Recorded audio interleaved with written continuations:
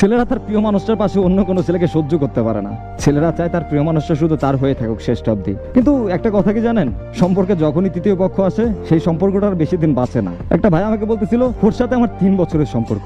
আমরা দুজনেই একই ক্লাসে পড়তাম। ও ছিল কমার্সে আর আমি সায়েন্সে। একটা মেসেঞ্জার গ্রুপ থেকে ওর সাথে আমার কথা বলা শুরু হয়, তাও ঝগড়া দিয়ে। তারপর আস্তে আস্তে কথা বলতে বলতে পার্সোনাল ইনবক্সে ওর সাথে কথা বলা শুরু হয়। কথা বলতে বলতে ওর সাথে আমার খুব ভালো একটা সম্পর্ক হয়। এভাবে ওর সাথে আমার কথা চলতে থাকে। একদিন সে হুট করেই আমাকে প্রপোজ করে বসে, কিন্তু আমি তখন অবধি তাকে দেখি নাই বা তার কোনো ছবিও দেখি নাই। প্রপোজ করার পর ওর কাছ থেকে আমি ছবি চাইছিলাম, ও আমাকে ছবি দিছিল, কিন্তু ওর দেখার পর আমার কথা বলার ইচ্ছেটাই যেন হারিয়ে গেল। ও একটু মোটা আর কালো ছিল, আমার সাথে কি ওকে মানায় এইসব ভেবে চিন্তায় ওর প্রপোজালটা আমি রিজেক্ট করে দিই। কিন্তু আমার প্রতি ওর আসক্তিটা ছিল প্রবল। আমি ওর একটা মেসেজ দিলে ও আমার 20টার উপরে রিপ্লাই দিত। এতটা পাগল ছিল আমার জন্য। তারপর ওর এত পাগলামি দেখে ওরা আমি ব্লক করে দিই সবকিছু থেকে। কিন্তু ও তখনও না হাল ছাড়ে নাই, কোনোভাবেই আমার থেকে দূরে সরে না। নানানভাবে ওরে আমি ইনসাল্ট করতাম, অবহেলা করতাম, তবুও সে আমার পিছু ছাড়তো না। ব্লক দেওয়ার পর ও আমার জন্য আরো অনেকগুলো আইডি খুলছে। তারপর ওইসব আইডি দিয়ে কথা বলার পর পরিচয় দিত যে এটা সে। এভাবে নানানভাবে সে আমার সাথে অলওয়েজ কন্ট্যাক্ট রাখতো। ও অনেকের ফোন থেকে আমাকে কল দিত, যখন ওর সিম নাম্বার আমি ব্লক করে রাখতাম। যত চাইতাম যে সে আমার থেকে দূরে থাকুক, ততই যেন সে আরো এগিয়ে আসতো। সে আমার জন্য কত কিছুই না করছে।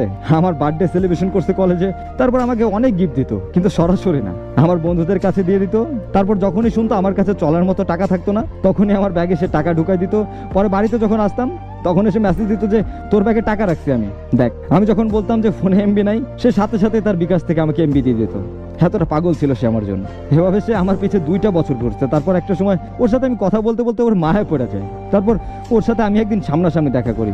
ওই দিনই ছিল আমার ফার্স্ট ওর সামনে দাঁড়িয়ে কথা বলা, ওরে স্পর্শ করা। তারপর ওর সাথে পাশাপাশি বসে ওর হাত ধরে বলছিলাম যে আমি তোরে ভালোবাসি, খুব ভালোবাসি, মন থেকেই ভালোবাসি। ও আমার মুখ থেকে এসব কথা শুনে খুশিতে আমার কাঁধে মাথা রেখে কান্না করে দিচ্ছে। তারপর থেকে আমাদের রিলেশন শুরু হয়। অনেক সুন্দরভাবে চলতেছিল আমাদের সম্পর্কটা। ওর প্রতি আমি অনেকটাই আসক্ত হয়ে গেছিলাম। অনেকবার দেখা করছি, এর মাঝে ঘুরতেও গেছিলাম ওরে নিয়ে অনেকবার। কিছু মাস যাওয়ার পর আমাদের মধ্যে একজন তৃতীয় ব্যক্তি আসে, যা ছিল ওর বেস্ট ফ্রেন্ড। সে আবার ছেলে, যেহেতু বেস্ট ফ্রেন্ড, তাই প্রথমে আমি জানার পর ওটা নিয়ে বেশি গুরুত্ব দিই নাই বা ঝামেলাও করি নাই। সময় যত ঘনিয়ে আসতেছিল ততই ওদের সম্পর্কটা গভীর হতে লাগলো। এমন একটা সময় আসছে যে ওর কাছে আমার থেকে ওই ছেলের দামটা বেশি ছিল। এরপর আমি আস্তে আস্তে এই ব্যাপারটা নিয়ে ওর সাথে ঝগড়া করতাম, খারাপ ব্যবহার করতাম, অনেক বাজে বিহেভ করছি ওর সাথে এই ব্যাপারটা নিয়ে। ওরে প্রায় এটাই বুঝাইতাম যে আমি থাকতে তোর লাইফে আর একজন কিভাবে আসে। সেই রিপ্লাই দিছে যে বেস্ট ফ্রেন্ডই তো, প্রেমিক তো আর না। অথচ একটা সময় সে আমাকে বলছে তুই যদি তোর রিলেটিভ কোনো মেয়ের সাথেও কথা বলিস আমার খুব কষ্ট লাগে। ওর জন্য আমি অনেক পরিবর্তন হয়ে গেছি। অথচ সে আমাদের মাঝে একটা তৃতীয় ব্যক্তি নিয়ে আসলো। সম্পর্কটা তখনই নড়বড়ে হয়ে গেল, কিছুটা দূরত্ব সৃষ্টি হলো আমাদের। ওরা যত বলতাম যে ওই ছেলের সাথে কথা বলিস না, ও বলতো যে আচ্ছা ঠিক আছে বলবো না, কিন্তু ও আমাকে সবসময় মিথ্যা বলতো।